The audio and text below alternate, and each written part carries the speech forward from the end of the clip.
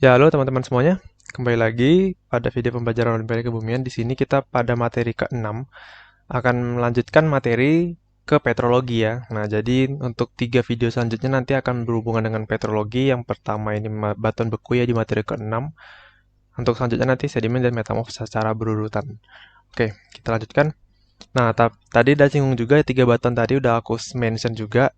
Di sini perlu dipahami dulu untuk 3 jenis tadi akan membentuk suatu siklus ya. Jadi udah disinggung juga pas kita belajar tentang tektonik lempeng. Nah, di sana itu asal mula untuk apa ya pemahaman konsep untuk dari siklus batuannya sendiri gitu. Misalnya kan awal mula batuan terbentuk di Moor kan di Mid-Oceanic Ridge.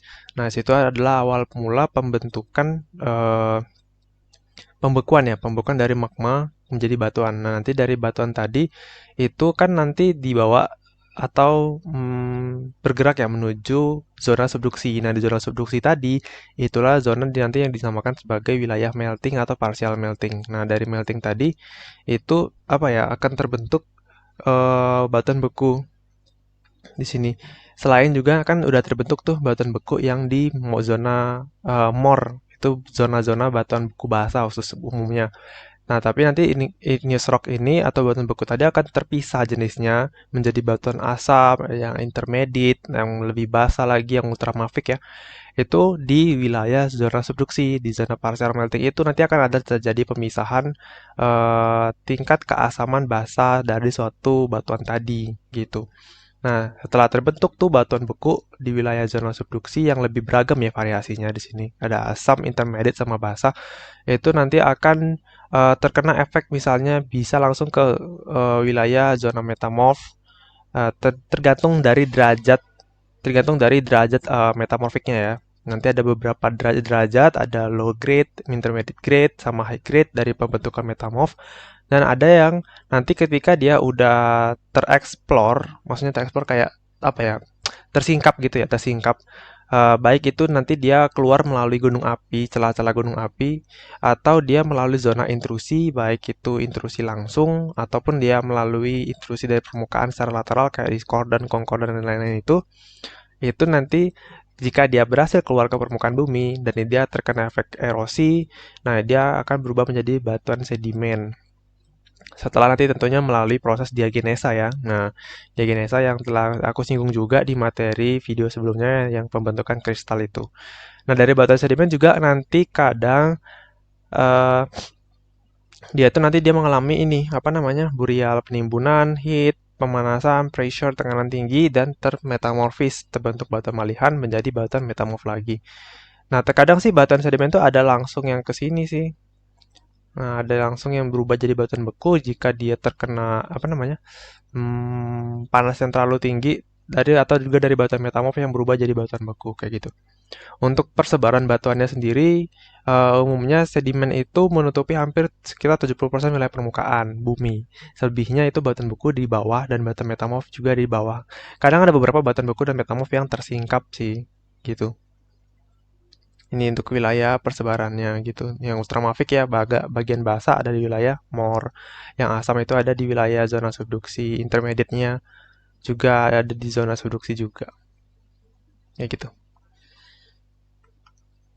Nah, kita lanjutkan pembahasannya ke bagian yang lebih spesifik kita topik yang hari ini yaitu batuan beku. Nah, batuan beku adalah batuan yang terbentuk akibat membekunya magma pada waktu perjalanannya menuju ke permukaan bumi.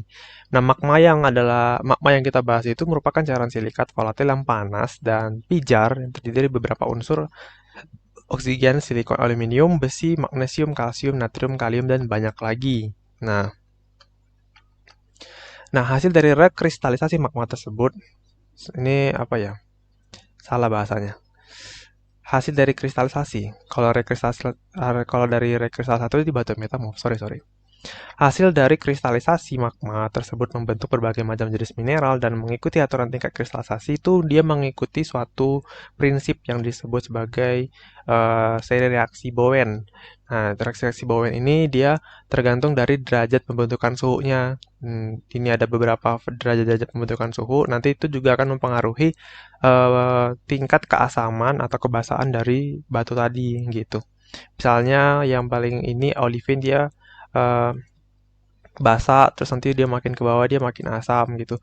Nah, untuk tingkat resistansi terhadap tingkat kepelapukannya sendiri, quartz itu dia yang paling apa ya, paling bahasanya itu paling tahan lah gitu, paling tahan lapuk. Jadi dia paling resisten bahasanya. Di sini paling resisten, tingkat resistansinya di sini lebih tinggi gitu. Nanti tingkat resistansinya di sini juga apa ya, yang di atas itu rendah gitu, karena dia suhunya terbentuk lebih awal, ini mineralnya terbentuk di awal, sedangkan quartz itu dia makin ke bawah gitu ya. Ini ada garis-garisnya itu, dia terbentuk paling terakhir gitu.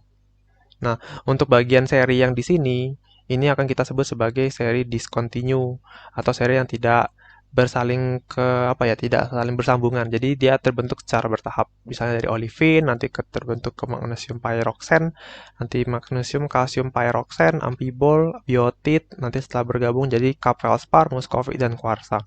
Sedangkan yang di bagian yang di sini, bagian seri plagioklas itu disebut sebagai seri continue atau seri kesambungan. Karena umumnya dominansi plagioklas walaupun berbeda unsur dominansinya. Misal kayak yang paling atas itu terdiri dari dominasi kalsium, yang paling bawah dia natrium kalik plagioklas. Tapi sebenarnya namanya tuh ada lagi sih. Nama-nama di plagioklas ini. Anortit, bitonit, labradorit, dan lain-lain itu nanti ada di sini. Nah, ini juga ada beberapa nama yang sudah dimention sih di sini, kayak ada sitonit, labradorit, andesin, oligoklas, albit ya.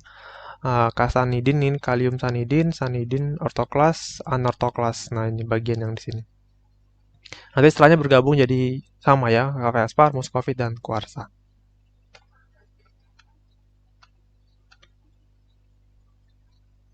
Nah, pengelompokan batuan beku berdasarkan kelompok mineralnya.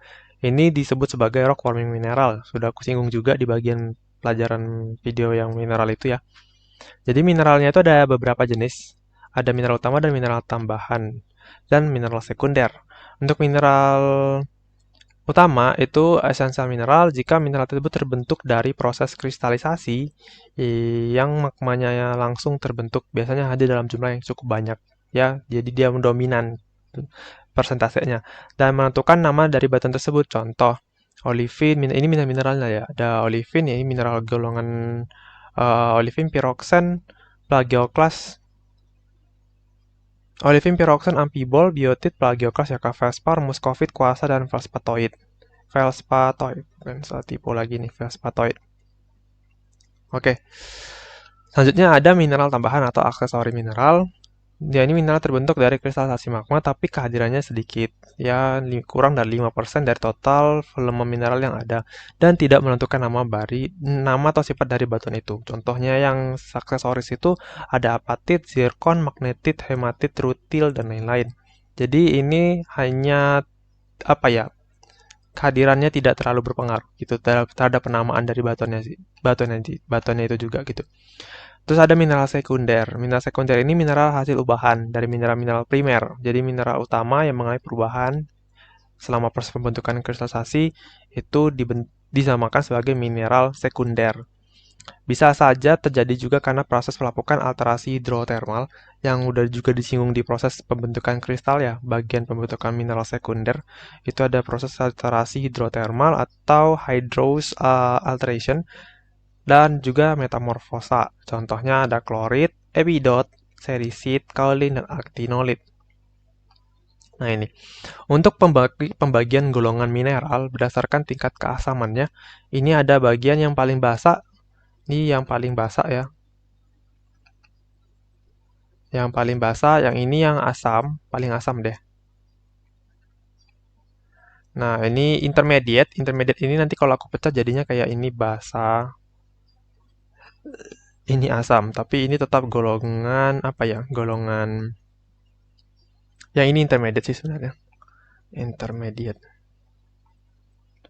Ini basa dan ini paling basa. Jadi mafic, ultra mafic ini asam atau sorry yang ini intermediate. Asam itu atau enggak asam doang. Sebutannya gitu. Asam atau enggak paling asam sama aja sih. Nah, ini paling basa ada olivin, pyroxene, palagioklas, olivin dan pyroxene. Ini bisa dibaca sendiri sih, tapi dominansi dominasinya yang kusebutin kayak di sini ada olivin, nanti di bagian basa itu nanti udah ada bagian dari piroksannya, terus di intermediate yang paling terkenal itu nanti udah mulai muncul ada biotit sama hornblende. Untuk yang granitoid atau dacitoid itu yang paling dominasi itu ada kuarsa. Itu. Kuarsa, muskovit, dan biotit yang tiga ini. Oke, selanjutnya. Tekstur. Oke, kita tadi udah bahas tentang batuan beku apa, kemudian komposisi mineralnya, dan kita selanjutnya akan bahas tentang teksturnya ya guys. Nah, tekstur itu apa? Jadi tekstur itu adalah kenampakan batuan yang dapat merefleksikan bagaimana batu tadi terbentuk. Nah, faktor-faktor yang mempengaruhi dari pembentukan tekstur itu ada derajat kristalinitas, granularitas butir, dan kemas atau fabriknya. Yang pertama kita bahas itu adalah derajat kristalisasi dari batuan beku. Nah, holokristalin pertama ada holokristalin dia jika batuan tadi tuh tekstur yang kita lihat itu dia terdiri dari kristal seluruhnya. Jadi pure misalnya 100% batuan maka 100% terbentuk dari kristal, maka disebut sebagai batuan holokristalin. Selanjutnya jika disebut sebagai hipokristalin kalau dia itu sebagian kristal dan sebagian lainnya itu adalah sebagiannya lagi itu gelasan. Kemudian ada holohyalin jika terdiri dari gelas seluruhnya. Gelas seluruhnya ini biasanya ini adalah mineral batuan obsidian. Contohnya ya, ada batuan obsidian. Itu. Nah, selanjutnya kita bahas tekstur dari granularitas butir.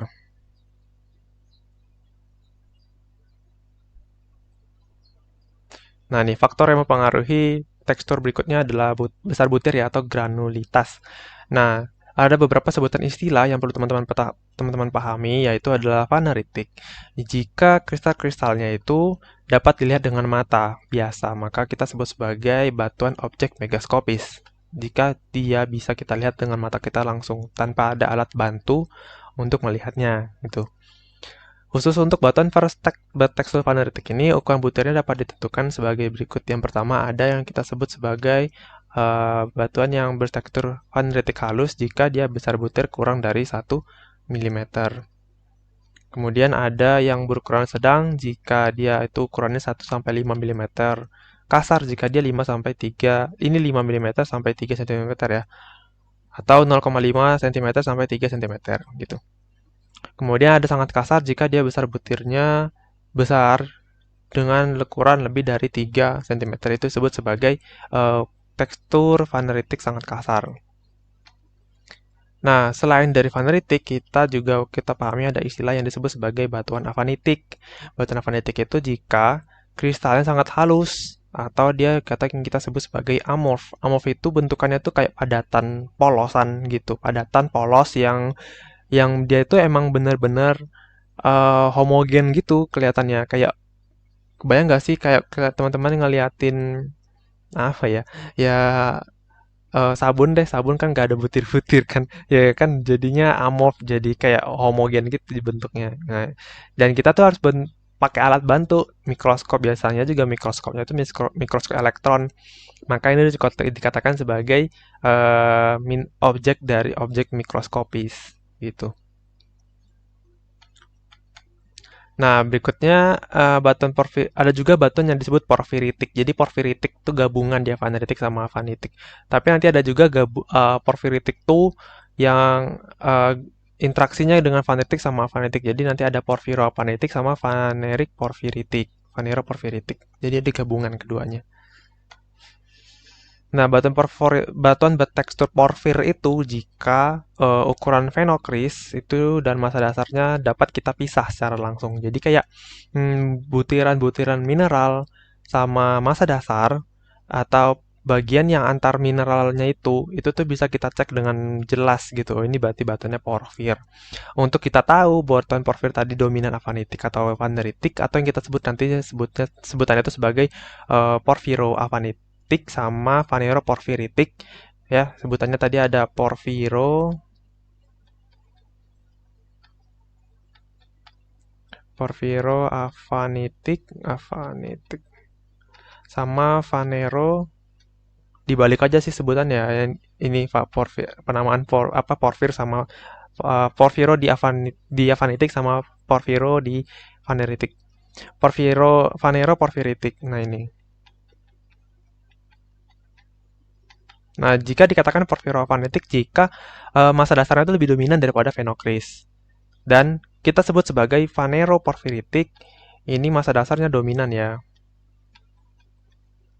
Masa dasarnya lebih dominan. Nah, kalau yang di sini fenokrisnya lebih dominan gitu. Nah, itu. Berikutnya ada kemas ya, kemas atau fabrik ya. Nah, ini jika ini lebih membahas kayak interaksi sama antar butirnya gitu. Misalnya kita sebut sebagai kemas equigranular ini. Ya, ini istilahnya equigranular jika ukuran besar butir itu relatif sama, ya. Terus ada inequigranular. In itu tidak, ingat aja gitu deh. Ukuran butirnya tidak sama besar. Jadi derajat kesamaan ukuran di sini yang equigranular itu homogen, yang inequigranular itu heterogen. Nah, untuk ukuran besar butir yang tidak sama, inilah yang kita sebut sebagai istilah yang tadi itu batuan bertekstur porfiritik. Nah, kristal-kristal yang lebih besar tertanam pada masa dasar kristal yang lebih halus. Jadi, yang amorf tadi itu, ini sebenarnya mineral kan, makanya tapi ukuran itu kecil banget. Jadi, dia harus pakai mikroskop. Dan sebenarnya itu mineral sebenarnya, tapi nggak nampak jelas. Jadi, itu kita sebut sebagai masa dasar. Ini, masa dasar ini. Ukuran itu jadi masa dasar itu kristal yang lebih halus, yang nggak kita tampak langsung dengan mata kepala kita sendiri dan harus pakai mikroskop. Itu sebutannya sebagai masa dasar. Dan dia letaknya di antara kristal-kristal yang berukuran lebih besar. Dan itulah kita sebut sebagai tekstur porfiritik. Gitu ya. Nah, kemudian ada vitrofirik. Nah, vitrofirik itu kristal-kristalnya itu lebih besar yang fenokris, tapi dia tertanam pada masa dasar gelasan. Jadi ini vitrofirik itu kayak obsidian yang ada tumbuhnya, yang ada juga tumbuh kristal besarnya, fenokrisnya gitu. Nah, kemudian tekstur batuan beku berdasarkan bentuk geometri kristal. Ada beberapa ya istilah kayak tabular yang biasanya dia punya komposisi mineral plagioklas sama K-feldspar. Terus ada prismatik yang biasanya diisi sama piroksan sama hornblende. Ada berlembaran, struktur mikaan ya. Biasanya muskovit sih yang biasanya pakai ada struktur mika ya ini. Mika itu ada muskovit sama biotit. Muskovit, biotit, nah ini mineral-mineral yang punya struktur lembaran ya mika.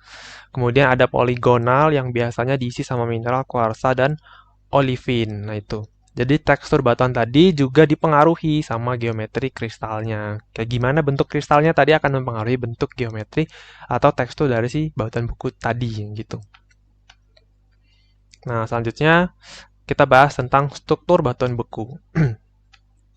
Strukturnya ini cukup banyak, tapi yang paling sering keluar ada yang aku tampilin di sini ya. Nah, struktur tadi itu apa? Jadi struktur itu bagian yang nampak dari pembagian apa ya? Pembentukan dari si batuan bekunya gitu. Dan di sini yang dimaksud itu adalah struktur primer gitu. Jadi yang terjadi saat pembentukan batuan beku berlangsung. Jadi struktur yang langsung terbentuk ya, gitulah intinya.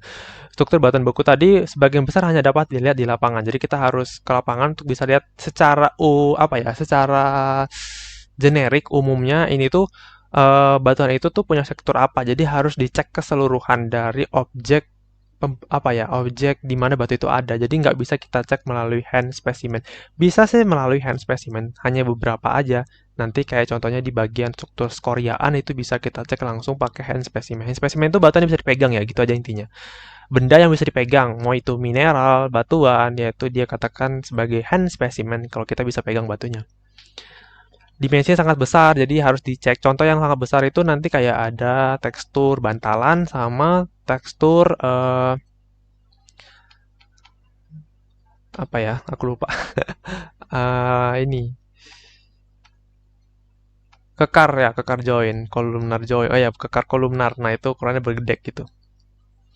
Nah, tapi kadang-kadang dapat dilihat juga pada hand specimen. Nah, struktur yang berhubungan dengan aliran, struktur tadi ada beberapa ya. Ada yang dia tuh tergolong dalam eh, apa namanya, yang berhubungan dengan aliran magma sama yang berhubungan sama pendinginan magma. Yang berhubungan sama aliran magma ini, dia namanya kita sebut sebagai aliran clearance jika struktur tadi tuh udah terbentuk prismatik sama terbentuknya aliran magma tadi gitu. Jadi berhubung magma itu bentuk aliran tapi dia juga maksudnya dia terbentuk saat ketika ada aliran magma tadi. Nah, itu dikatakan sebagai mineral prismatik dan bentuknya tuh pipih, memanjang, atau oleh senolit akibat pergerakan magma. Jadi selama pergerakan magma itu tadi dia membeku. Kemudian ada segregasi.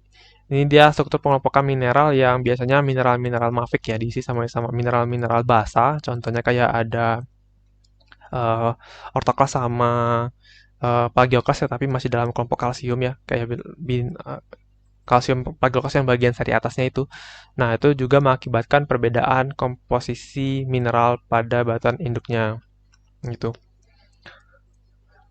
Terus ada lava bantal. Nah, lava bantal ini struktur yang diakibatkan oleh pergerakan lava akibat interaksi dengan lingkungan air laut. Nah, biasanya, fun fact-nya, langsung lava bantal ini banyak dijumpai di Moor, Mid-Oceanic Ridge, gitu. Atau kadang dia berinteraksi sama tipe gunung api erupsi Susayan. Susayan itu tipe gunung api yang dia tuh terbentuknya di dekat laut tapi bukan di bawah laut ya. Nah, jadi magmanya ketika masuk ke laut, itu terbentuklah lava bantal. Nah, contohnya tuh Sursayan itu Gunung Merapi. Gunung Krakatau. Nah, Gunung Krakatau itu gunung erupsi Sursayan. Jadi umumnya lava yang keluar ketika lava itu berhasil masuk ke air itu disebut sebagai lava bantal. Bentuknya itu globular, globular, tau gak sih globular? Kayak globular itu kayak bundar-bundar gini loh. Aduh gimana ya gambarnya? Nggak ada gambarnya sih, aku nggak taruh gambar di sini. Intinya kayak bantal gitu, ya, kayak teman-teman like bantal bertumpuk-tumpuk, nah kayak gitu. Terus ada struktur yang berhubungan sama pendinginan magma ya. Jadi struktur itu terbentuk ketika magma tadi mendingin gitu. Ada kita sebut sebagai vesikuler jika dia ada lubang-lubang. Nah, untuk vesikuler sendiri itu ada pumice sama skoria. Ada dua di sini, pumice sama skoria. Tolong koreksi aku kalau lupa ya, pumice itu yang bagian asam, yang skoria itu yang terbentuk di dalam kondisi basah. Dan kalau nggak salah pembagiannya juga pemisahan itu dia lebih ringan ya daripada skoriaan. Dan untuk pumice itu dia lubang gasnya tuh lubang-lubangnya itu tidak saling berhubungan, yang skoria itu saling berhubungan. Jadi batuan pumice itu juga disebut sebagai batu apung. Skoria itu dia vesikuler, tapi karena lubang-lubang gas-gasnya itu saling berhubungan, jadi dia tuh tenggelam, sinking. Jadi batuannya itu nggak mengapung. Kalau yang pumice itu dia mengapung karena banyak banget rongga di dalamnya, tapi nggak saling terhubung gitu. Jadi menyisakan gas dan jadi batuannya itu lebih ringan. Nah, itu ada amigdaloidal jika lubang-lubang bekas gas pada batuan beku diisi sama mineral sekunder. Biasanya mineral-mineral sekunder tadi itu ada zeolit, kalsit, sama kuarsa ini. Tapi tolong bedain ya antara struktur amigdaloidal sama struktur vein, kekar. Apa? Ya, ini vein. Nanti di bagian geologi struktur aja kita bahas. Jadi ada bedain tolong amigdaloidal sama vein. Jadi amigdaloidal itu gas, lubang-lubangnya itu terbentuk emang karena proses pendinginan magma ketika mendingin ya, ketika mendingin eh, bat- gas-gas yang ada di magma tadi tuh keluar terexhalase. Jadi dia itu meninggalkan apa ya, meninggalkan ruang kosong gitu, meninggalkan bekas-bekas gas ya, ini bekas-bekas gas. Jadi ketika proses pendinginan tadi gasnya keluar, jadi menyisakan bekas gitu. Nah itu beda sama vein. Vein itu emang celah-celah yang terbentuk karena proses kekar dan terisi sama mineral sekunder atau mineral evaporate, mineral presipitasi ya, jadi kayak kuarsa sama kalsit gitu. Nah, terus ada kekar kolom. Kekar kolom itu columnar joint ya bahasa ininya. Columnar joint dia terbentuk tiang-tiang. Jadi ini yang harus kita cek di lapangan kayak dimensinya itu harus benar-benar keseluruhan gitu. Bisa tahu itu tuh strukturnya apa. Dan bentuknya itu heksagonal. Segi 6 gimana sih gini? Gini lah bentuknya. Nah, ini. Bentuknya kayak gini dan bertiang-tiang banyak.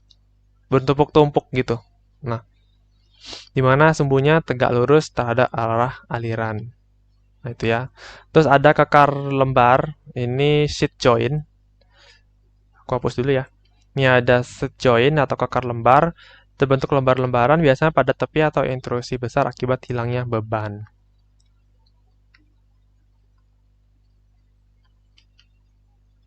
Nah, oke, selanjutnya kita pelajari tentang klasifikasinya. Ini yang penting banget. Nah, klasifikasi batuan beku sendiri itu di apa ya? Didasari oleh komposisi batuannya. Gitu. Tadi udah disebutin juga eh, mineral-mineral primer ya, primary mineral itu umumnya akan mempengaruhi dalam proses penamaan batuan dan proses klasifikasinya gitu. Nah, komposisi batuannya tadi itu apa ya? Itu berdasarkan dari komponen mineralogi sama komponen kimianya. Untuk komponen mineralogi tadi yang kita bahas ada mineral utama ya, sama mineral tambahan. Itu pun nggak terlalu berpengaruh sih ini mineral aksesorisnya gitu. Tapi yang jelas itu yang paling berpengaruh itu ada mineral utama. Nah, ada juga dari faktor kimia. Faktor kimia nih dari unsur-unsur kayak pertama ada unsur utama, major element, dia misalnya unsur-unsur yang banyak mengandung unsur oksida. Nah, misal unsur oksida kayak CO2, AlO3, dan lain-lain. Ada unsur jejak, trace elements, ini ada strontium, rubidium, barium, dan lain-lain. Ini satunya tuh kecil ya, jadi part per million. Nah, ada lagi unsur tanah jarang atau rare earth mineral. Dan satuannya tuh part per billion. Nah, ini untuk beberapa klasifikasi kayak di tipe basa itu sendiri ada banyak penamaan dalam batuan basa ya, batuan basa yang dari variasi toleite, magma toleitik ya ini. Jadi dia terbentuk dalam variasi magma toleitik. Jadi magma itu banyak banget jenisnya, salah satunya itu magma toleitik ya. Magma toleitik tadi akan membentuk batuan yang disebut sebagai batuan toleit. Ada juga olivin toleit jika magma tadi banyak membentuk batu mineral-mineral olivin. Ada high Al2O3 basal dan alkali basa.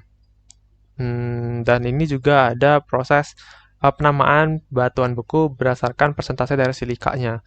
Dan emang yang sering di apa ya, jadi acuan itu yang ini, klasifikasi yang ini. Jadi klasifikasi batuan beku berdasarkan komposisi persentase dari silika. Yang misalnya itu juga yang mempengaruhi dari tipe batuan tadi, apakah dia asam, intermediate, basa ataupun sangat basa, ultra basa. Nah itu. Dia dicek dari komposisi SiO2-nya. Nah, ini untuk sampel-sampel dari nama batu-batunya mewakili dari tipe batunya yang ada. Oh, ini ada lagi. Lupa. Ini transition element. Contohnya ada lantanium, Se, Pr, dan Lu, dan lain-lain banyak. Nah, ini untuk proses dasar klasifikasinya ya tadi ya. Tadi kan kita udah belajar basic dasar klasifikasinya, ini kita bahas lagi kita ulas lebih dalam lagi. Yang tadi mineralogi itu tergantung ya dari presentasi mineral utama. Nah, untuk yang kimia itu ada empat ya ini. Ada 4 dasar klasifikasi berdasarkan komposisi atau komponen kimianya. Yang pertama ada dari komposisi silikaan, presentasi SiO2, yang dikatakan sebagai ultra basa jika dia punya komponen SiO2 kecil dari 45% dan biasanya batuannya itu sebut kayak ada komatit sama peridotit. Nah, ini ada contohnya komatit sama peridotit ya. Tadi udah aja di contohnya, tapi aku summon aja di sini.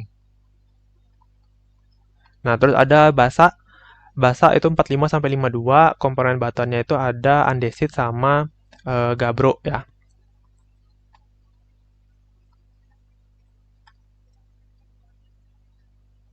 Sorry, Deng. Basal. Ini basa ya. Basal sama gabro. Nah, ini. Yang ini yang utama ya, yang aku sebutin contohnya basal sama batuan gabro. Yang intermediate contohnya tuh ada andesit sama sebenarnya yang intermediate ini banyak banget. Nanti di klasifikasi P3, klasifikasi IUGS itu banyak. Ada juga nanti yang kita sebut nanti ada cyanide, ada monzonite, ada trasit, ada lain-lain itu ada banyak banget batuan yang di intermediate itu banyak sebenarnya. Enggak hanya andesit sama eh diorit aja gitu. Nanti pun dioritnya ada lagi jenisnya, ada yang diorit kuarsa sama ada yang diorit non kuarsa. Ada yang asam, dia asam ini kalau dia lebih dari 66% SiO2-nya ya. Dan contohnya itu kayak ada riolit sama granit. Nah, tuh. Ada lagi ke komponen dasar klasifikasinya berdasarkan derajat saturasi atau kejenuhan dari silika. Jika dia unsaturated, eh, jenuh ya terhadap silika. Gitu. Contohnya misalnya ada pembentukan leucid, forsterit, olefin ya jadi dalam kondisi undersaturated. Nah, ketika batuan tadi dia membentuk Mg ortopyroxene atau magnesium ortopyroxene, terus ada kehadiran mineral albit di situ, maka kita tahu itu merupakan golongan batuan beku yang jenuh terhadap free silika atau kuarsa. Ini satu dalam kondisi jenuh, ini dalam kondisi tidak jenuh. Kemudian ada dalam derajat kejenuhan aluminiumnya ya. Jadi yang pertama itu ada peralumina, sebutan ini klasifikasi batuan beku peralumina jika dia jenuh terhadap alumina. Al2O3 lebih besar daripada Na2O, K2O, atau CaO. Kemudian ada peralkalin ini kalau misalnya oksida alkalinya lebih banyak daripada oksida alumina. Ada subalumina jika oksida aluminanya itu sama dengan atau enggak lebih besar daripada oksida alkalin. Nih, oksida alkalin. Ada juga yang terakhir itu golongan metalimina. Jika oksida alumina sama dengan atau lebih besar daripada ada hal yang salah di sini. Ini dia lebih kecil ya. Subalumina itu dia lebih kecil. Tandanya salah ini. Yang subalumina lebih kecil, yang metalimina itu lebih besar. Jadi metalimina itu oksida aluminanya itu lebih banyak daripada oksida alkalinnya. Oke, terus ada color index. Nah, ini cukup penting juga karena dia dipakai ya di beberapa klasifikasi batuan beku. Untuk indeks warna, dia tuh didasari pada tingkat proporsi mineral felsik sama mafik. Nah, umumnya, kalau kita lihat secara sekilas di lapangan, mineral-mineral felsik itu umumnya cerah. Cerah di sini bukan maksudnya warnanya putih ya, nggak putih juga. Warnanya itu cerah lah, lebih segar gitu. Kalau yang mafik ini warnanya lebih gelap. Nggak bersifat rasis ya teman-teman. Jadi ya emang batuannya itu emang ada yang terang sama yang gelap gitu. Untuk yang mineral felsik contohnya itu ada felspar, komponen-komponen mineral pendukung ya. Felspatoid, kuarsa, sama muscovite. Kuarsa aja warnanya putih kebanyakan, putih bening. Nah, itu udah kalau dia kuarsanya udah banyak ya pasti otomatis batuannya cukup jadi cukup cerah gitu ya. Dia karena dia kuarsa itu kan dia punya kilap yang memantulkan cahaya yang cukup baik ya kayak vitreous luster. Jadi batuannya cukup cerah gitu. Kayak mineral mafik deh. Mineral mafik yang di batuan beku basah. Itu komponen mineral ferromagnesiumnya emang sih banyak. Jadi dia emang mineral-mineral yang bisa menghantarkan arus listrik ya secara sifat fisik dari kemagnetannya. Tapi dia warnanya gelap. Kayak misalnya olivin warna hijau pekat, amphibol ini warna hitam pekat juga gitu. Nah, jadi untuk menyatakan color index, kita tuh pakai namanya derajat CI. Nah, derajat CI itu yang ini, derajat CI ada disebut sebagai leukratik, mesokratik, melanokratik, sama hipermelanokratik. Sini salah ya. Kadang di beberapa buku yang aku jumpai di textbook luar negeri, kadang dia disebutnya itu sebagai hypermelanic. Ada juga yang nyebutnya itu hypermelanokratik. Tapi terserah teman-teman sendiri lah ya. Yang penting paham itu hyper itu paling tinggi lah intinya. Hypermelanokratik. Hyperkratik juga ada. Nah, aku lupa baca di mana. Pokoknya ada muncul tulisan hyperkratik dah. Nah, itu jadi intinya kayak misalnya CI-nya itu kurang dari 30 maka dikatakan leusa. Ada 30 sampai 60 maka disebut mesokratik. 60 sampai 90 disebut sebagai melanokratik. Jadi intinya ini cuma kelipatan 30 doang ya. Cara ngapalnya kayak gitu. 30 tambah 30 tambah 30 udah paling atas gitu. Udah cukup mudah untuk menghafalnya. Aku rasa. Nah, ini klasifikasi yang paling banyak dipakai sama geologis. Teman-teman aku yang kuliah di teknik geologi itu pasti wajib punya yang namanya itu ada kertas satu buku panduan yang di dalamnya itu pasti ada ini. Segitiga ajaib ini. Nggak segitiga ajaib sih, segitiga bantu aku nyebutnya. Nah, itu jika yang pertama itu ada klasifikasi IUGS itu dia ada dibagi dua golongan ya, ada golongan vaneritik sama batuan plutonik sama avanitik. Nah, yang pertama ini golongan vaneritik jika batuan bertekstur vanerik itu dipakai di sini. Jadi batuan-batuan yang bergolongan vaneritik yang tadi ya kita pelajari tekstur yang berdasarkan granularitas sama kemas fabriknya yang tadi teman-teman bisa uh, playback lagi ya videonya ke bagian yang tadi yang bagian tekstur tadi itu kita pindahin sini aja. Itu yang pertama kayak yang di sini cara bacanya yang di sini dia asam, makin ke sana dia makin basa. Nih, dia udah mulai banyak plagioklasnya yang di sini. Ini tingkat kuarsa di atas. Tapi ini ada cara pakainya sih. Jadi ada cara namanya itu ada normalisasi mineral. Mungkin tidak aku demonstrasikan ya di video ini karena cukup memakan waktu karena kita ngambil penggaris garis ini ngitung-ngitung persentase lagi jadi itu namanya teknik normalisasi mineral. Dulu aku diajarin pas di Platnas ini jadi menggunakan acuan normalitas. Nah, tapi secara jelasnya kita teman-teman cukup pahami aja batan-batan yang ada di dalam ini apa-apa aja. Kayak di sini ada quartzianit, sienit, monzonit. Ini ada granit, nanti ada granit yang disebut granit siogranit, ada yang disebut sebagai monzogranit. Nah, di sini ada granitoid yang kaya sama kuarsa yang paling atas ini. Yang ini. Kayak gitu. Tuh ada granodiorit, di sini ada tonalit. Yang ini namanya quartz monzodiorit atau quartz monzogabro. Yang di sini ada monzodiorit sama monzogabro. Ini, yang di sini yang di ujung ini diisi sama batuan yang disebut sebagai diorit, gabro dan anortosit. Nah ini ada tekstur void ya dia void ya diorit sama void gabro ya kebalikannya aja sih. Jadi kayak urutannya sama sih. Dari sini itu dari asam makin ke sini makin basah. Ya ini jadi asam di sini, yang basahnya di sini. Gitu ya. Nah, golongan vaneritik itu dibagi dari beberapa jenis batuan. Nah, dasar pembagiannya adalah kandungan mineral kuarsa, yang Q yang di atas ini ya tadi udah aku sebutin juga, mineral felspatoid, F ya, gitu.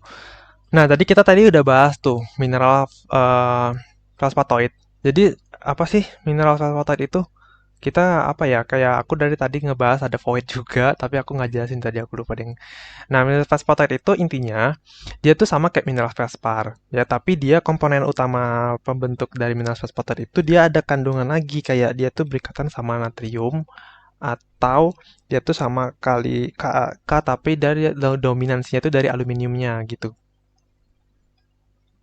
Jadi ada interaksi sama mineral natrium, kalium, alumina yang berbentuk silikat. Jadi, mineral silikat tuh beda sama mineral silika biasa ya. Jadi mineral silikat itu dia mineral yang tersusun sama silika dan aluminium silika. Nah, itu bedanya di situ. Jadi intinya mineral aluminium mineral silikat itu terbentuk karena adanya komponen intrusi oksigen dan aluminium secara bersamaan gitu. Jadi kalau misalnya silika yang kita tahu di mineral itu dia kan mineral rumus struktur kimia itu SiO2 kan. Nah, SiO2. Kalau di mineral silikat di sini rumus struktur kimianya itu dia tuh SiO untuk unsur silikanya itu dia punya anion 4+. Jadi dia Si4+, dia bereaksi sama ion oksigen yang O2-. Dan dia makanya membentuk, kalau dia berdasarkan struktur ya, struktur kekimiaannya itu, nanti dia namanya itu dia struktur tetrahedral. Tetrahedral silika. Yang kalau dinamain kimianya jadinya SiO4 dengan ionnya itu -4 di sini. Nah, itu dia komponen-komponen dari mineral eh, silikat gitu. Nah, komponen anggota-anggota dari mineral silikat itu apa? Sorry, mineral fosfatoid ya, yang otomatis dia mineral silikat sih. Mineral fosfatoid itu dia yang dari golongan fosfar yang apa namanya? Golongan-golongan mineral felspar silikatan yang aluminium silikat itu contohnya itu ada nefelin, ya ada nefelin apa ya lagi aku lupa deh. Sodalit sama leucit. Nah, ini komponen-komponen dari mineral dari felspatoid. Jadi kalau ada kehadiran tiga mineral ini contohnya ada ketika kehadiran nephelin, soda, leosit, maka dia tergolongan kita masukin sebagai golongan void atau felspatoid. Jadi nanti batuannya itu kita masukin ke bagian yang bawah ini. Cara ngeplotnya ya, gitu. Nah, itu juga ada felspar alkali dan kandungan-kandungan mineral plagioklas yang basah gitu. Itu untuk cara baca sekilas mengenai klasifikasi Vaneritic IGS. Oh, ada lagi guys ternyata. Nah, ini untuk ini cara penamaan batuannya menggunakan normalisasi. Nah, ini yang disebut sebagai normalisasi. Itu presentasi dari QAP atau FAP. Dan kemudian ada golongan mineral afanitik. Nah, mineral afanitik, batu beku bertekstur afanitik ini, mineralnya tuh tidak dapat dibedakan dengan mata biasa, maka kita sebut sebagai mineral apa tadi? Mikroskopis, karena dia ukurannya kecil banget, kurang dari 1 milimeter, sehingga batuan beku jenis ini nggak dapat kita presentasikan mineraloginya secara megaskopis. Nggak pakai cara mineralis apa? Kita tentuin langsung gitu, presentasinya secara langsung gitu kan. Kalau misalnya kita pegang hand specimen gitu kan, kita cek batu tadi secara keseluruhan, oh ini kira-kira aja kuarsnya itu sekian persen gitu kan, plagioklasnya sekian persen, alkali feldspar-nya sekian persen, apakah ada komponen-komponen void di dalamnya gitu kan, ini komponen-komponen void. Nah itu tuh nggak bisa kita pakai di golongan afanitik gitu, kita nggak bisa tentuin persentasenya secara kasar, secara langsung gitu, karena memang ukuran itu kecil banget dan harus dicek pakai mikroskop baru kita tahu, oh ini batuan ini tuh persentase kuarsa tuh sekian loh, alkalinya sekian persen loh, plagioklasnya sekian persen loh. Kalau misalnya ada void-voidnya, oh voidnya itu sekian persen loh gitu. Nah, jadi salah satu cara yang terbaik untuk memperkirakan komposisi mineralnya didasarkan pada dari warnanya aja. Karena warna batuan umumnya mencerminkan proporsi mineral secara langsung bahkan. Jadi kayak tadi aku sebutin warnanya berdasarkan color index gitu. Contohnya kayak mineral-mineral basa yaitu itu hyperkratiknya itu cukup gede jadi warna itu gelap gitu kan. Dan dari misalnya kayak ya warnanya terang berarti dia banyak kandungan granitoid granitnya gitu, banyak kuarsanya. Kalau misalnya mineralnya gelap berarti banyak plagioklasnya kayak gitu deh. Jadi penentuan nama atau jenis batuan beku afanitik itu masih dapat dilakukan lagi bagi batuan yang bertekstur porfir. Nah, golongan-golongan porfir kayak vaneroporfiritik sama porfiroafanitik itu bisa pakai teknik tadi. Atau yang pakai teknik batuan vitrofirik ya, ini. Ya, porfiritik sama vitrofirik itu bisa pakai yang tadi, dari teknik pewarnaan batuannya, di mana kita masih bisa cek juga sih kalau ini gabungan sih ya, phenochrysnya masih kita dapat atau enggak, itu gimana gitu. Nah, ini untuk komponen, ini aku sebutin aja nama batuan yang sering ada dipakai di golongan afanitik UGS ini. Ya, itu contohnya tuh ada alkali fosfor trasit, nih bahasa-bahasa yang trasit-trasit, ada trasit, ada riolit, ya. Ada quartz trasit ada trasit sama latit, basalt, andesit. Nah, ini golongan-golongan mineral afanitik. Kalau misalnya ada voidnya, ini nanti ada namanya phenolitic void, tephritic void, phenolitic ya, olivine basanit, phonolit, alkali fosfatrasit, dan lain-lain. Itu. Nah, jadi intinya itu kita cuma cek pahamin aja. Kalau belajar batuan beku itu cukup memahami apa sih bedanya batuan beku vaneritik sama avanitik tadi, yang dua tadi itu. Nah, untungnya batuan beku yang bertekstur ekstrusi, ya dia berhasil keluar ke permukaan bumi, dia umumnya membeku dengan cepat, maka dia tergolong batuan avanitik. Nah, sedangkan yang di batuan beku intrusi itu butuh waktu lama untuk membeku, untuk dia ngebentuk magma atau lava tadi jadi batu itu, jadi maka dia sempat mineral-mineral itu sempat untuk terbentuk juga, maka dia terbentuk tuh phenochrysnya atau derajat mineral-mineral kristal-kristal mineralnya itu terbentuk gitu, phenochrysnya terbentuk, maka kita kategorikan sebagai mineral vaneritik untuk batuan beku intrusi. Nah, untuk karakter lainnya kayak batuan beku ekstrusi itu dia butirnya halus ya, amorf yang tadi aku udah sebutin juga. Dia mikrokristalin ya. Kemudian sheet margin hanya terdapat di bagian bawah. Efek bakar atau baking effect di bagian bawah juga. Terus bagian atasnya terfragmentasi atau autobrexia. Ada senolit di bawahnya juga. Dan umumnya ada vesikuler yang biasanya tuh amygdaloid di bagian atas. eh, batuan yang dilewati tidak terdeformasi. Nah, untuk batuan buku intrusi sendiri, ada ukuran butir halus kasar, terus ada child margin terjadi di bagian luar, seluruhnya, di bagian luar semuanya. Terjadi metamorfis kontak thermal juga di bagian kelilingnya. Kalau misalnya batuan beku tadi itu dia membeku di dekat lapisan yang dekat sama pusat panasnya, pusat thermal. Itu ada batas yang tidak beraturan halus, berapa senolit hampir samping batuan yang di bawah maupun yang di atasnya. Vesikuler dan amigdaloidnya tuh jarang, mengakibatkan perlipatan atau deformasi batuan yang diterobosnya. Nah, ini khusus yang di sini dia bisa mengakibatkan perlipatan atau deformasi batuan yang diterobosnya. Ini misalnya ada konkordan, diskordan ya. Itu kan dia melipat batu tadi tuh dia masuk di antara lapisan-lapisan batuan kan gitu. Jadi kalau misalnya dia masuk di antara lapisan itu akan membentuk suatu perlipatan gitu. Nah, proses intrusi batuan tadi itu ada dua, diskordan sama konkordan ya. Aku bahas di sini aja kalau enggak. Sebenarnya ini materinya ada, lupa dimasukin sih. Diskordan. Dia dikatakan diskordan kalau misalnya intrusinya itu terjadi secara vertikal. Ingat aja gitu. Diskordan vertikal maksudnya itu batuannya tadi itu menerobos antar lapisan. Apa magmanya ini menerobos antar lapisan gitu. Misalnya ini magma dia tuh dia menerobos ke atas. Nah, itu dia dikatakan sebagai terus dia membeku. Nah, jadi batuan tadi itu dinamakan sebagai batuan beku ekstrusif yang dianya itu dikatakan sebagai intrusi dari diskordan. Terus ada konkordan.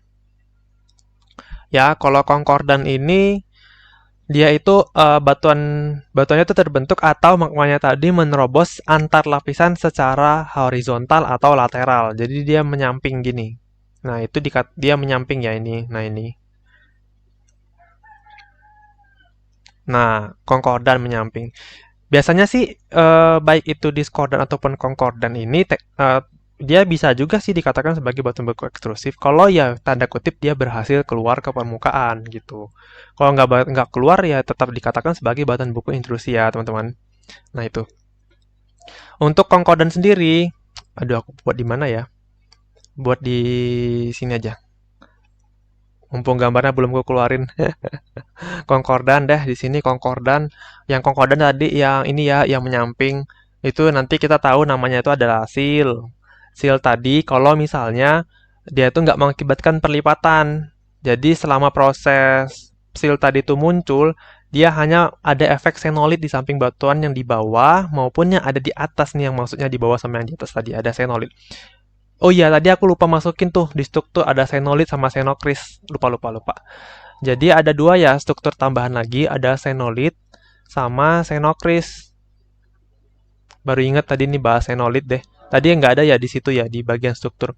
Ini termasuk dalam struktur batuan beku yang terbentuk saat pembekuan ya. Dan gabungan saat terbentuk saat ada aliran. Jadi dia terbentuk bergabungan.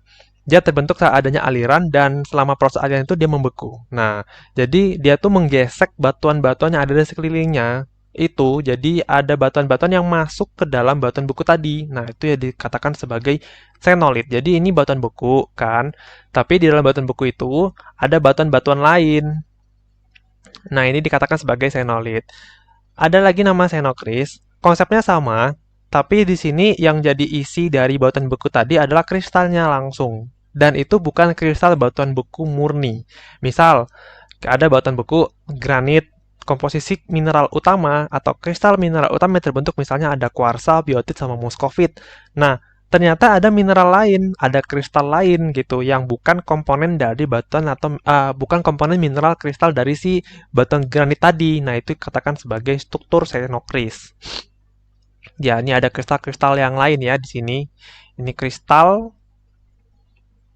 Di sini ada lit atau batu. Batu yang lain ya, itu. Untung kita bahas ini, jadi muncul deh sinolit sama senokris.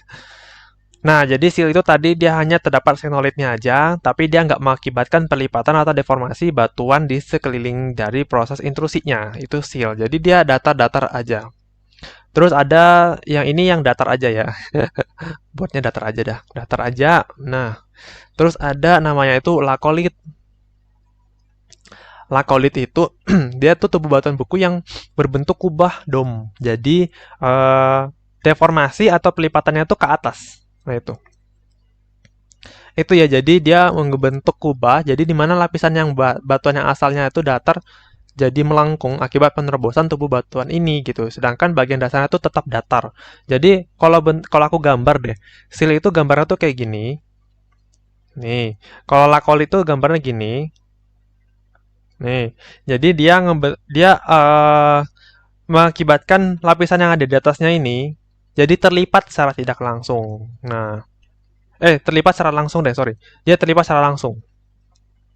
Nah, ini nanti kita juga sebut sebagai efek lipatan. Nanti ada istilah namanya bending sama buckling ya. Nanti kita pelajari aja di bagian lipatan. Nah, itu. Ada lagi istilahnya itu ada lopolit.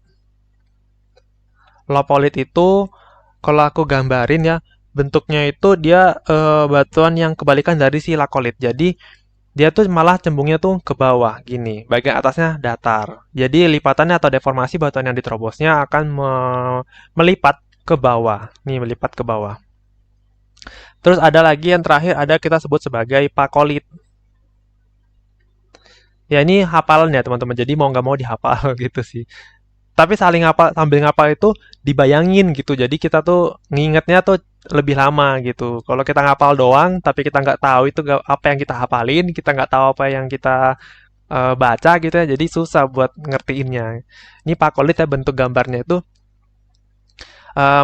dia batuan beku yang menempati sinklin atau antiklin yang telah terbentuk sebelumnya. Jadi dia ini cuma numpang doang.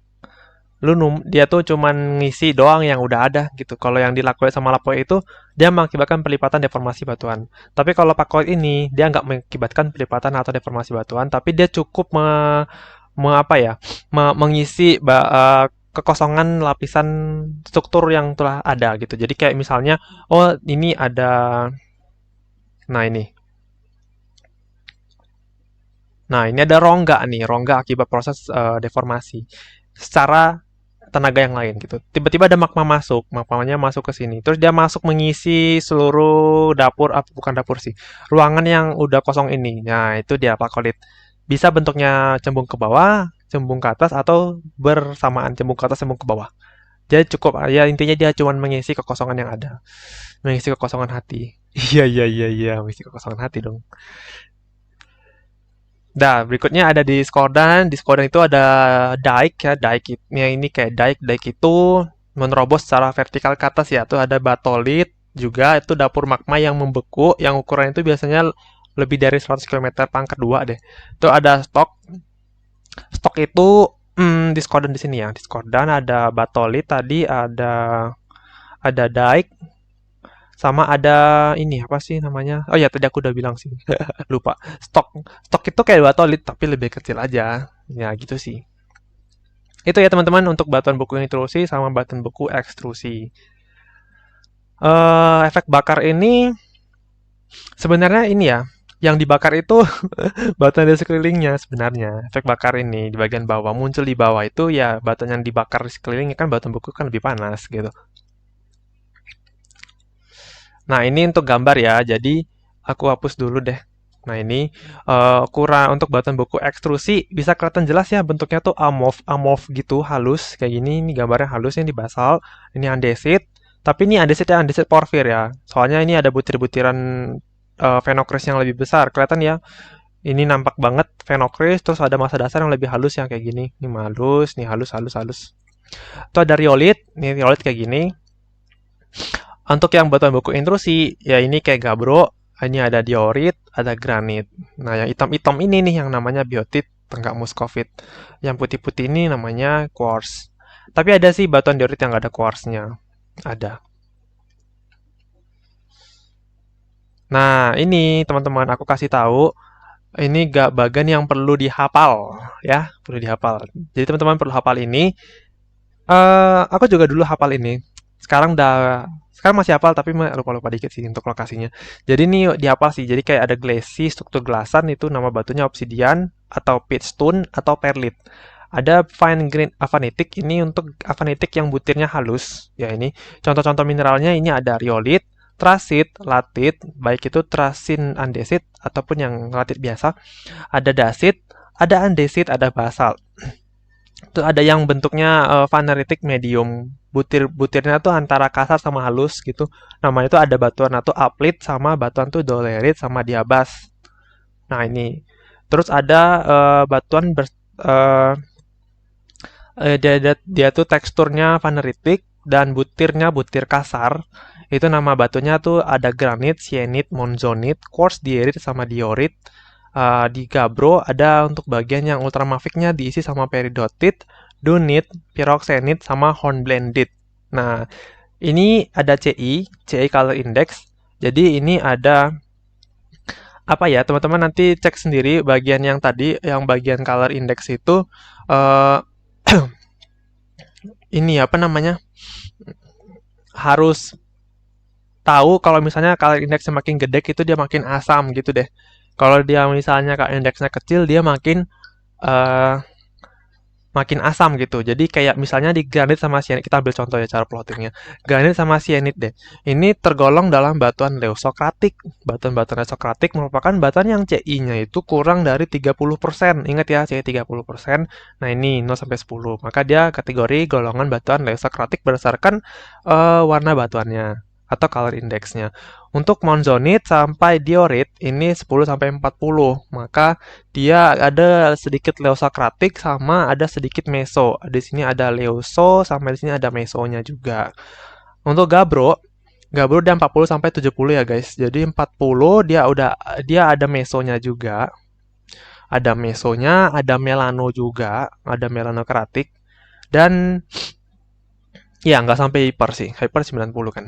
Nah, yang ini, yang ultramafic kayak peridotit, dunit, pyroxenit, hornblendit ini dikategorikan sebagai batuan hyperkratik ya.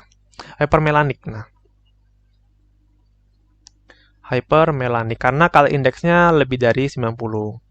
Walaupun di sini 70 tetap ada sih, maka ini kadang-kadang di sini ada melanonya juga.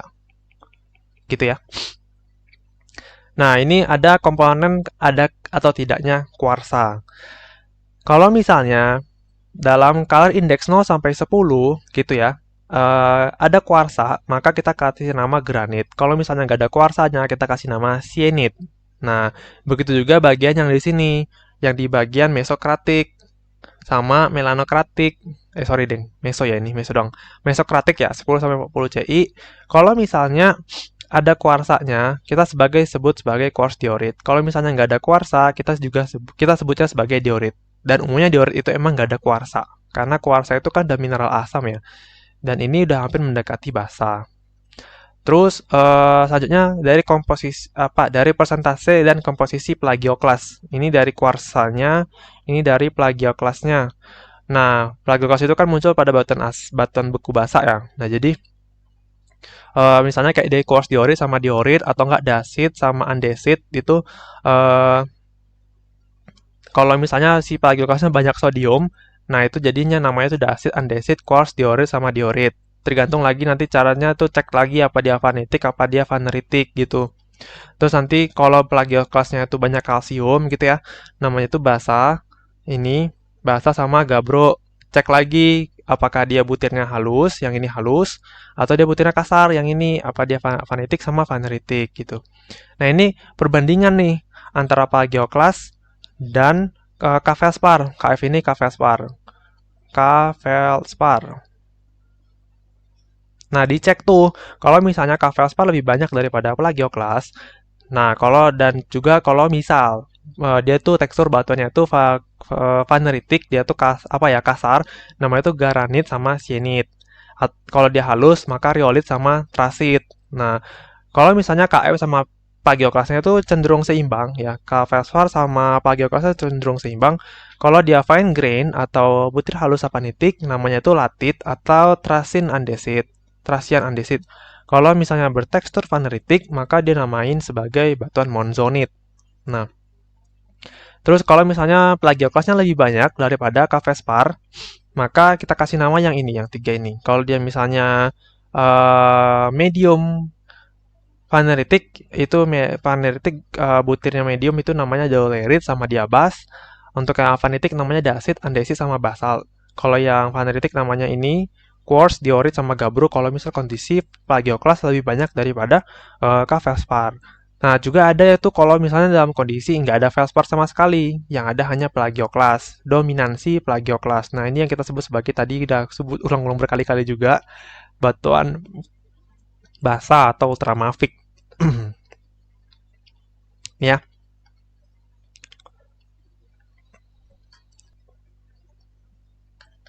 Oke, lanjut.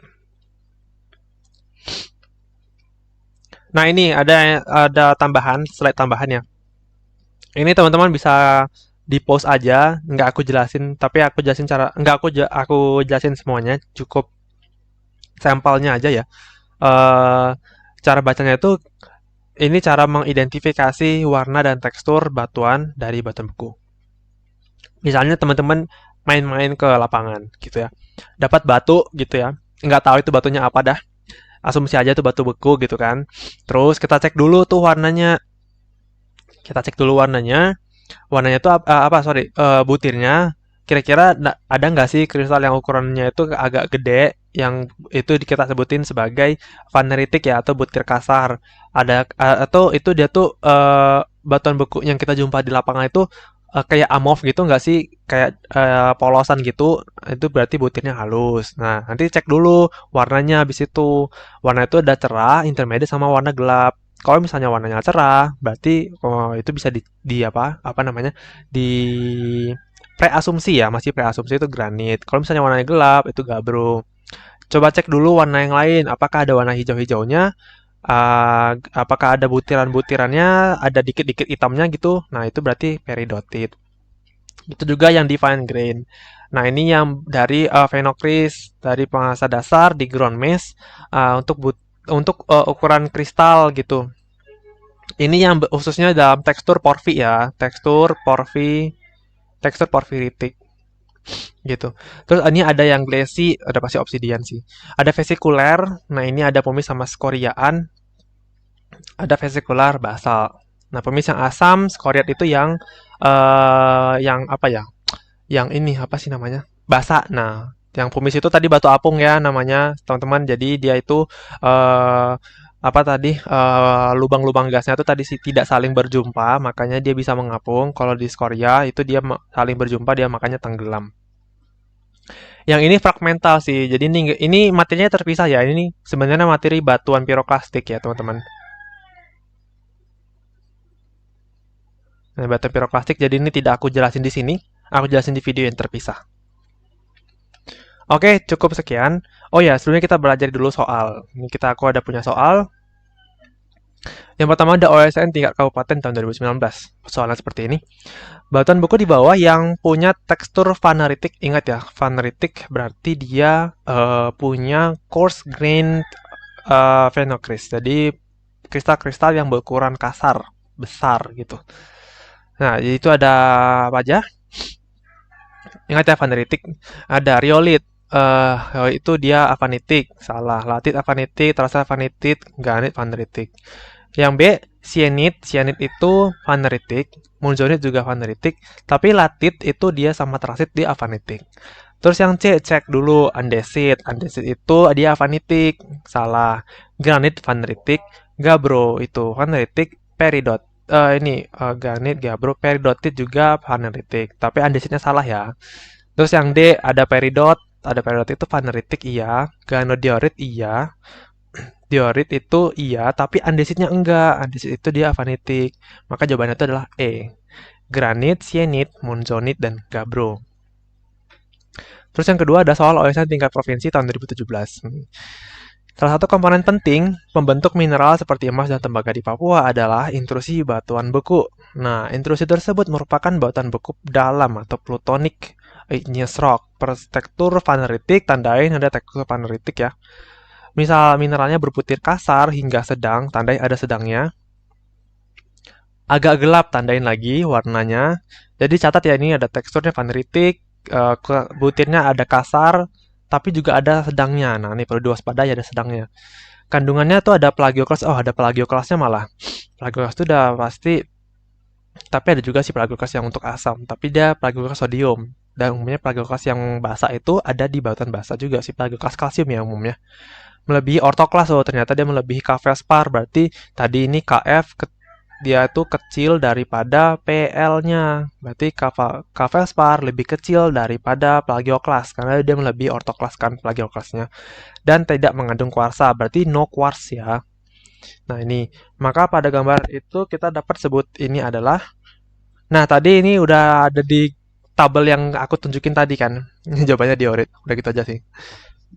Coba cek apa alasan kita pilih diorit. Dengan kita ngecek apa alasan aku tidak memilih yang ini. Granit. Granit itu butirnya kasar. Murni kasar. Tidak ada sedang. Ini yang sedang ini udah salah dan warnanya juga terang. Andesit. Andesit itu avanitik. Dia tidak tekstur vaneritik. Maka dia salah. Gabro. Gabro emang vaneritik, tapi butirnya ada ditulis di sini kasar. Sedangkan Gabro, sorry, ini, nah nih, ngeceknya di sini. Gabro, Gabro itu ada ini, Gabro itu dia murni kayak plagioklasnya lebih banyak gitu pada Vasparnya. Dan ngeceknya juga di situ warnanya tuh sangat-sangat gelap ya. Gelap di sini dia udah hampir golongan hypermelano gitu. Terus ada riolit. Riolit itu avanitik, bukan vaneritik. Nah, makanya jawabannya tuh adalah A. Dan biasanya juga gabro itu tidak ada kuarsa ya. Nah, sama sih ini. Oke, cukup sekian penjelasan kita pada video ini. Cukup panjang ya, karena memang batuan itu benar-benar panjang materinya dan harap bisa diperhatikan dengan baik-baik ya. Semoga bisa dipahami dengan baik dan barangkali jika aku ada kesalahan dalam proses penjelasanku, aku mohon maaf. Dan aku tutup. Wabillahi taufiq wal hidayah. Wassalamualaikum warahmatullahi wabarakatuh. Sampai jumpa pada video kita materi selanjutnya, batuan sedimen.